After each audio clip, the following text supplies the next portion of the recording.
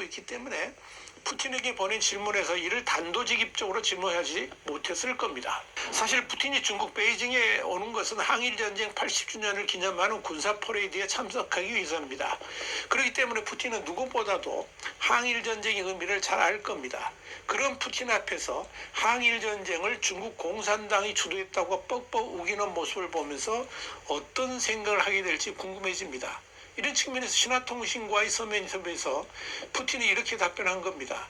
제2차 세계대전 발발 전인 1930년대 일본이 중국을 상대로 반역적으로 무력 충돌을 도발했을 때 수천 명의 소련 전문 장교들이 군사고문으로 활동하며 중국군 발전과 군사작전 수행에 대한 자문을 제공했습니다.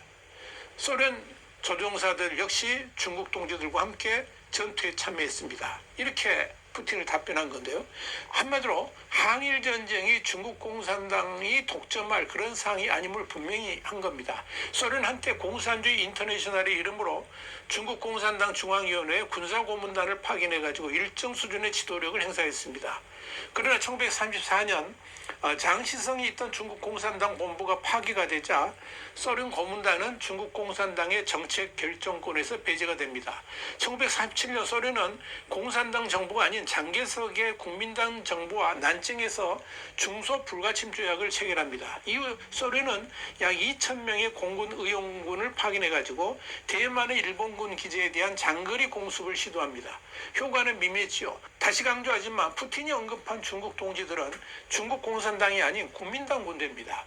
1938년부터 소련은 국민당 정부의 항공기, 전차, 자동차, 포병, 기관총, 소총, 탄약 등 무기 구매를 위해서 총 2억 5천만 달러를 대출해 줍니다. 이 무기들은 대부분 신장을 통해 중국으로 들어와서 최전선으로 수송됐습니다. 장개석의 국민당 정부는 당시 소련 군사고문 300여 명과 기술 전문가 200여 명이 중국에 왔다고 밝혔지만 이들은 익명을 유지했고 공개적으로 모습을 드러내지는 않았습니다. 푸틴 대통령은 소련이 1937년부터 41년까지 중국에 대량의 무기를 제공했지만 대부분은 무상 온조가 아닌 차관으로 구매했다라고 언급한 바 있습니다. 또 소련이 중앙아시아에서 신장까지 이어지는 고속도로 건설을 지원하여 물자의 원활한 수송을 가능하게 했다라고 덧붙이기도 했습니다. 중국 공산당은 항상 소련과 러시아를 옹호하려고 노력해왔지만 이런 내용은 거의 언급되지 않았습니다. 왜냐하면 이런 내용은 모두 소련과 국민당 정부가 일본에 저항하기 위해서 협력한 프로젝트이기 때문입니다. 푸틴의 러시아가 이런 내용을 여과 없이 공개한다면 중국 공산당의 항일전쟁 거짓말은 명명백백하게 드러나게 될 겁니다. 그리고 1941년 12월 태평양 전쟁 발발 후에 중국은 대일본전에서 미국과 영국의 동맹국이 됩니다. 당시 중국 주재 소련 군사 고문인 추이코프는 장개석의 국민당 정부 그리고 군대 또 국민들의 끝까지 싸우는 사기는 걱정할 필요가 없다라고 생각했습니다. 두 전선에서 싸우기를 꺼렸던 소련은 갈등을 피하기 위해서 일본과 소련 일본 불가침 조약을 체결하고 일본이 중국 동북부를 점령한 후에 세운 괴뢰국인 만주국을 인정합니다. 이후에 소련 군사 고문관들은 중국에서 철수를 했습니다.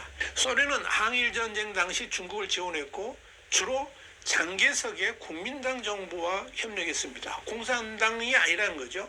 1936년 중국 공산당은 시안 사건을 조작해가지고 장제스를 암살하려 했지만 소련은 장제스가 대일전쟁을 계속 이끌기를 바라면서 개입을 한 겁니다.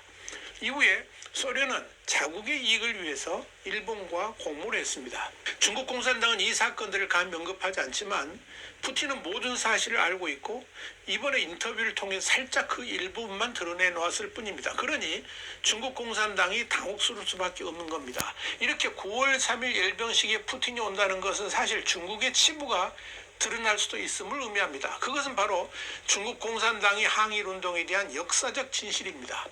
그런데 중국의 항일운동이 중국 공산당이 아닌 장개석 그러니까 장제스의 국민당 정부 그러니까 지금의 대만이 주축이었다는 것을 중국 국민들이 다 알게 된다면 과연 9월 3일의 열병식을 어떻게 받아들일까요?